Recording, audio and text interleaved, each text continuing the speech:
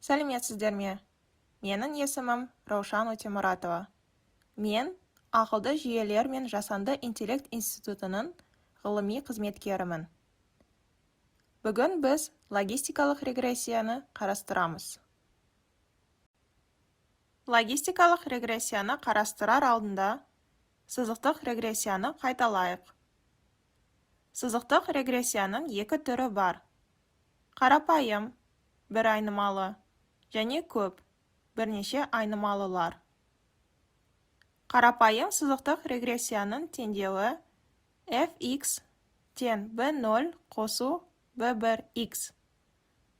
X ол тәуелсіз айнымалы, fx тәуелді айнымалы, b0 түзудің y-пен қиылысуы, және b1 түзудің көлбеуі.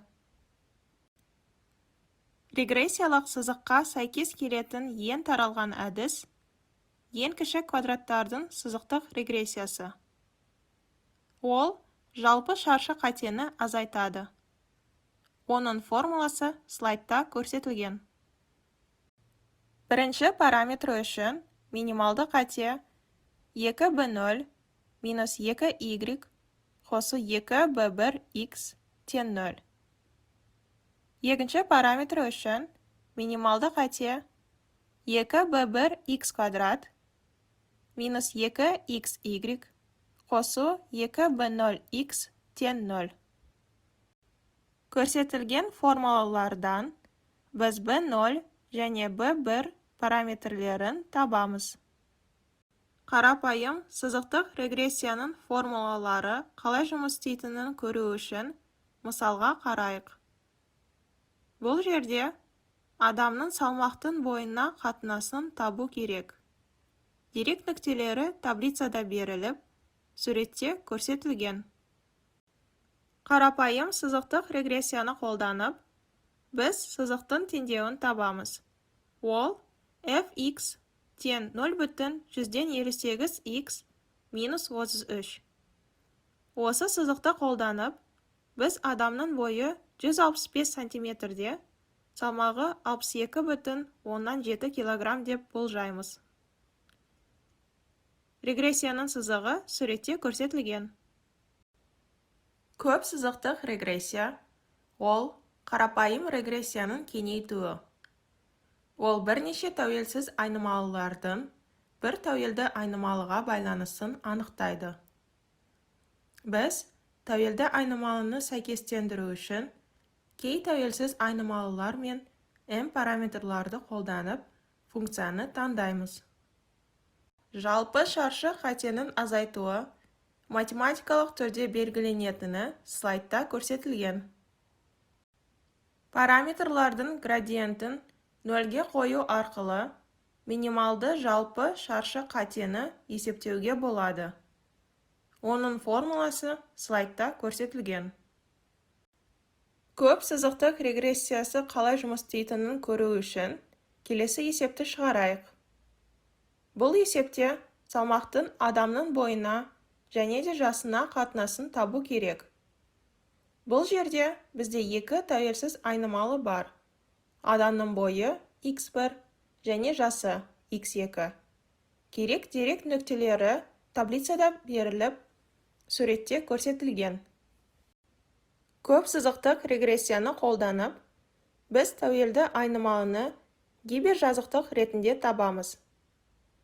fx1 x2 тен 0,164x1 қосу 0,128x2 минус 51,9. Осы гипержазықтық екінші суретте көрсетілген.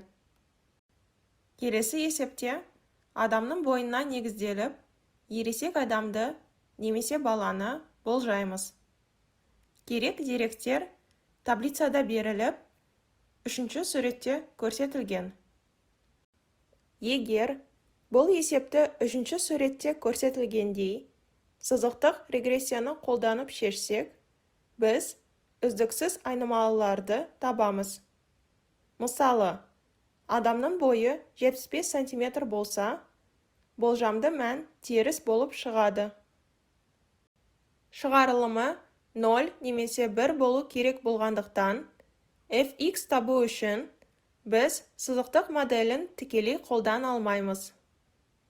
Жіктеу мәселесін шешу үшін сызықтық регрессияны логистикалық регрессия қисығы арқылы түрлендіре аламыз.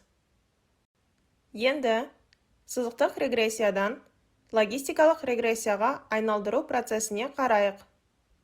Тәуелсіз айнымалылар сызықтық модель қолданып ықтималдықтарға айналдырылады.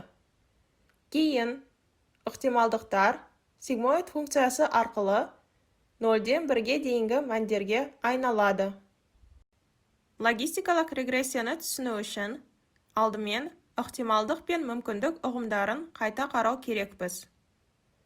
Оқиғаның болу ықтималдығы бұл оқиғаны көптеген сынақтарда көруді күткен жағдайдың үлесі. Егер оқиғаның болу ықтималдығы пи болса, онда оқиғаның болмауы ықтималдығы 1 - пи болып табылады. Ықтималдықтар әрқашан 0 мен 1 аралығында болады.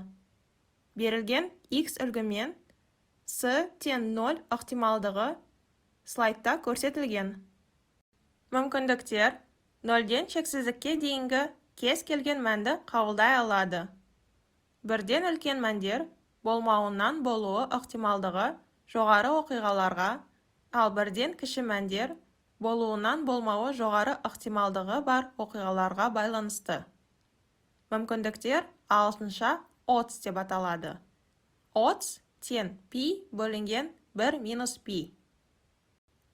Мысалы, жаңбыр жауы ықтималдығы пи 60% құраса, демек бұл оқиғаның мүмкіндігін жоғарғы формуламен санауға болады. Сонда, пи бөлінген 1 - пи тен 0,6 бөлінген 1 - 0,6. Сонда мүмкіндік 1,5-ке тең болады. Енді ықтималдықты логистикалық регрессияға айналдырайық. Odds логарифмі b0 қосы b1 x-ке тең. Бұл теңдеуді түрлендіргеннен кейін және де бөлшектің алымы мен бөлімін e b0 қосы b1 x дәрежесіндегіне бөлгеннен кейін ықтималдық пи 1 бөлінген 1 қосы e минус b0 қосы b1 x дәрежесіндегіне тең. Жалпы логистикалық регрессия бұл екілік айнымалыларды болжау үшін бақыланатын оқыту әдісі. Ол белгіленген деректер жиынтығынан қатынастарды зерттеу арқылы оларды дискретті кластарға жіктейді. Ол берілген жиынтығынан сызықтық қатынасты зерттейді. Содан кейін сигмоид функциясының көмегімен бейсызықтықты енгізеді. Сигмоид функциясы 1 бөлінген 1 қосы e минус b0 қосы b1 x дәрежесіне тең. Сигмоид функциясы суретте көрсетілген. Сигмоид функциясы 0-ден 1-ге дейінгі мәнді қайтарады және екілік жіктеу үшін қолданылады. Егер функция мәні 0 мен 0,5 аралығында болса, онда екілік шығуы 0 болады. Егер функция мәні 0,5 пен 1 аралығында болса, онда екілік шығуы 1 болады. Төртінші суретте адамның бойына қарап адам ересек немесе бала екенін болжайтын мысалымыз үшін сигмоид функциясы көрсетіліп тұр. Оның формуласы fx тең 1 бөлінген 1 қосу e минус жақшаның ішінде минус 176 қосу 1,3 x дәрежесі. Бойы 75 сантиметрге тең болған кезде болжамды мән 0-ге жақын болады. Демек, оның класы бала. b0 және b1 коэффициенттерін табу үшін біз жіктеуіштің дәлдігін өлшейтін қатені немесе log-loss функциясын азайтамыз. Оның формуласы слайдта көрсетілген. Логистикалық регрессияны қолдана отырып, оқушының дайындыққа жұмсаған уақытын біле отырып, оның емтиханнан өтетінін анықтайық. Керек деректер кестеде көрсетілген. Әр ай дерек нүктесі үшін кестені толтырайық. Ол үшін B0 - 4-ке деп және B1 0,5-ке деп болжайық.